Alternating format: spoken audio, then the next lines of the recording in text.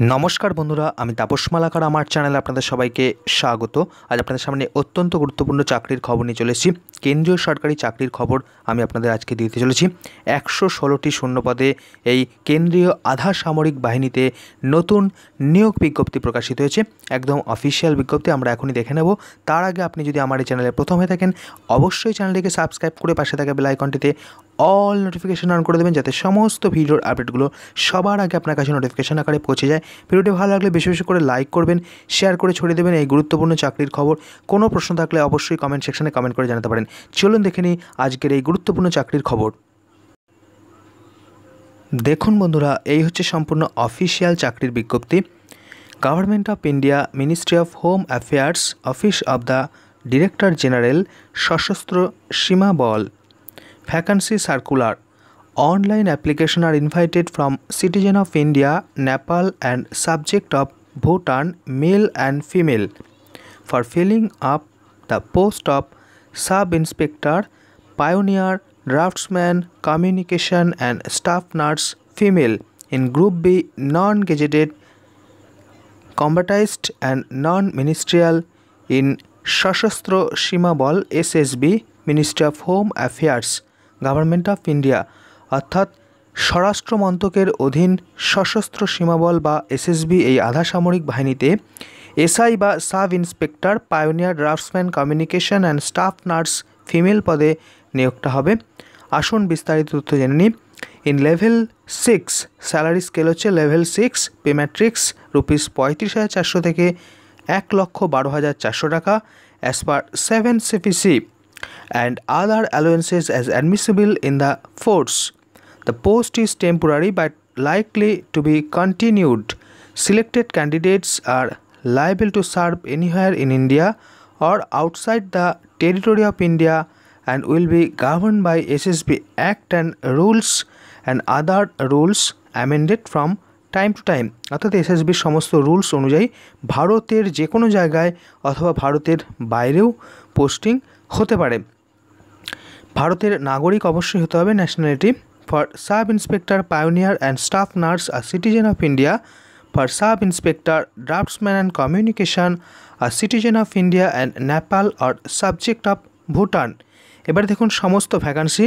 সর্বমোট শূন্যপদ 116টি। 1 নম্বর পদের নাম সাব ইন্সপেক্টর পায়োনিয়ার, এক্ষেত্রে টোটাল ভ্যাকান্সি 18টি। 2 নম্বর সাব ইন্সপেক্টর ড্রাফটসম্যান, 3টে শূন্যপদ রয়েছে।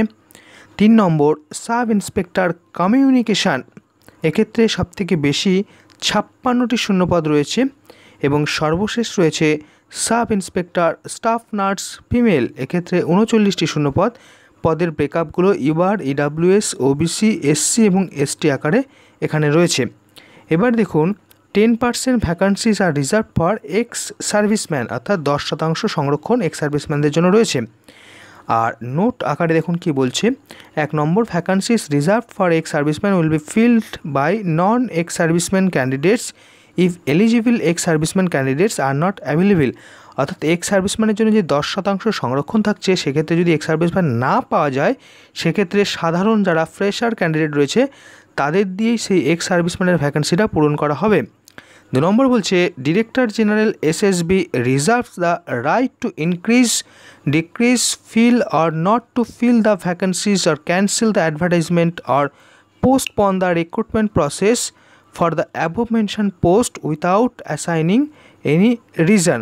অর্থাৎ ডিজিএসএসবি রিজার্ভ করছে সমস্ত যে শর্তগুলো, যে ভ্যাকান্সি পরবর্তীতে বাড়তে পারে অথবা কমতে পারে, অথবা যে কোনো সময় রিক্রুটমেন্ট প্রসেসটা ক্যান্সেল হতে পারে ইত্যাদি। তারপর 3 নম্বর পয়েন্ট বলছে applications rejected through any other mode except online mode, application received through any other mode except online mode shall not be accepted and rejected straight away. No correspondence in this regard will be entertained by SSB at later stage. The vacancies are subject to change and may increase or decrease without any notice. অর্থাৎ অনলাইনেই আবেদন জানাতে হবে, একদম কোনোভাবে অন্য কোনো মোডে আবেদন জানানো যাবে না, অনলাইন মোডে অ্যাপ্লিকেশন পাঠাতে হবে। A candidate can apply for only one post from amongst the posts as mentioned at প্যারা 3 অ্যাবোভ, অর্থাৎ এই যে 4 ধরনের পদ রয়েছে, এই 4 ধরনের পদের মধ্যে যে কোনো একটি পদের ক্ষেত্রেই আবেদন করতে পারবেন। যদি আপনার কোয়ালিফিকেশান 2-3টে পদের ক্ষেত্রে প্রযোজ্য হয়, সেক্ষেত্রে আপনি শুধুমাত্র একটি পদের জন্যই আবেদন করতে পারবেন। এলিজিবিলিটি কন্ডিশন এবং কোয়ালিফিকেশান দেখুন। পোস্টের নাম sub inspector pioneer up to 30 years. এক্ষেত্রে শিক্ষাগত যোগ্যতা লাগবে degree or diploma in civil engineering from a recognised university or institute, অর্থাৎ সিভিল ইঞ্জিনিয়ারিংয়ে ডিপ্লোমা অথবা ডিগ্রি থাকলেই সাব ইন্সপেক্টর পায়োনিয়ার পদে আবেদন করতে পারবেন। এর পরবর্তী পদের নাম সাব ইন্সপেক্টর ড্রাফটসম্যান। এক্ষেত্রে বয়সসীমা 18 থেকে 30 বছর। শিক্ষাগত যোগ্যতা মাধ্যমিক পাশ করে থাকতে হবে, সেই সঙ্গে 2 বছরের national tradesman certificate issued by recognised industrial training institute, অর্থাৎ 2 বছরের ITI কোর্স ড্রাফটসম্যানের ওপরে, এবং সেই সঙ্গে 1 year certificate course or 1 year experience in AutoCAD from a government institution or a recognized institution। তো AutoCAD-এর কাজ জানতে হবে, 1 বছরের সার্টিফিকেট কোর্স অথবা AutoCAD-এর উপরে এক্সপিরিয়েন্স থাকতে হবে। আর ডিজারেবল কোয়ালিফিকেশান বলা হচ্ছে, অর্থাৎ না থাকলেও আবেদন করতে পারবেন 1 year experience in draftsmanship from recognised architect consultancy firm of category B and other C. Sub inspector communication, এই পদের ক্ষেত্রে বয়সসীমা 30 বছর।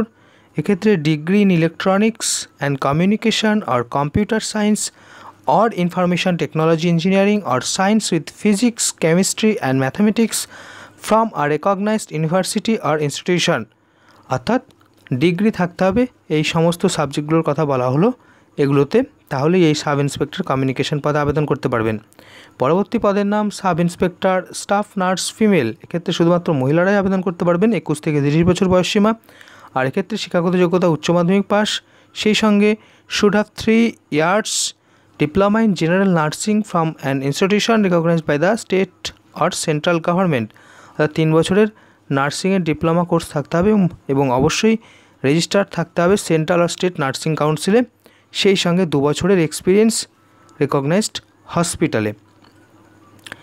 এবার দেখুন 4 নম্বর পয়েন্ট বলছে last date for receipt of application, the crucial date to determine age and all eligibility criteria for above post will be the closing date for receipt of application, i.e. 30 days from the date of publication of this advertisement in employment news, অর্থাৎ শেষ তারিখ 30 দিন publication হওয়ার থেকে, সেই হিসাবে আমি আপনাদেরকে ডেট জানাচ্ছি। দেখুন এখানে অ্যাডভার্টাইজমেন্ট 9/7 ডেটে রয়েছে এবং এটা প্রকাশিত হয়েছে 24 জুলাইয়ের যে এমপ্লয়মেন্ট নিউজ রয়েছে সেখানে, এবং সেই হিসেবে 30 তারিখ আপনারা ক্যালকুলেশন করে নিতে পারবেন।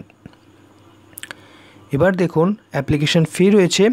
UBAR EWS OBC category candidates will require to pay examination fee amounting to ₹200 only through net banking credit debit card, which will be non-refundable. However, SC, ST, ex-servicemen and female candidate are exempted from payment of examination fee। তো SC, ST, ex-servicemen এবং ফিমেলদের কোনো examination ফি লাগবে না, বাকিদের ক্ষেত্রে 200 টাকা online payment করতে হবে। অনলাইনে আবেদন জানানোর লিঙ্ক ভিডিও ডিসক্রিপশনে দেওয়া থাকবে। Only online application will be entertained for the above said post.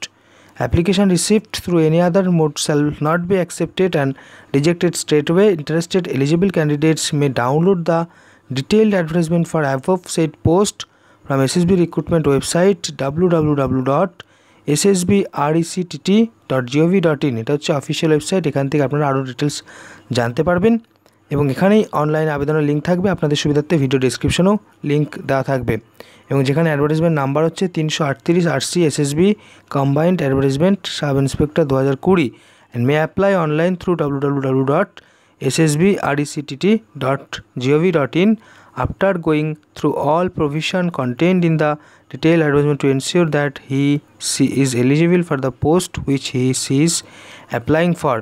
Commandant recruitment 9/7/2021। এই হচ্ছে গুরুত্বপূর্ণ অ্যাডভার্টাইজমেন্ট এই 116টি সম্পূর্ণ স্থায়ী পদে চাকরির বিজ্ঞপ্তি প্রকাশিত হয়েছে। অবশ্যই আবেদন করতে পারবেন, অনলাইনে আবেদন জানাতে হবে। এই ছিল আজকের গুরুত্বপূর্ণ চাকরির খবর। ভিডিওটি ভালো লাগলে বিশেষ করে লাইক করবেন, শেয়ার করে ছড়িয়ে দেবেন। এই গুরুত্বপূর্ণ চাকরির খবরটি কোনো প্রশ্ন থাকলে অবশ্যই কমেন্ট সেকশনে কমেন্ট করে জানাতে পারেন। আর এরকমই লেটেস্ট তাদের সামনে ভিডিও সবার আগে পাওয়ার জন্য অবশ্যই আমাদের এই চ্যানেলটিকে সাবস্ক্রাইব করে পাশে থাকা বেল আইকনটিতে অল নোটিফিকেশন অন করে দেবেন, যাতে সমস্ত ভিডিওর আপডেটগুলো সবার আগে আপনার কাছে নোটিফিকেশন আকারে পৌঁছে যায়। নমস্কার, ধন্যবাদ।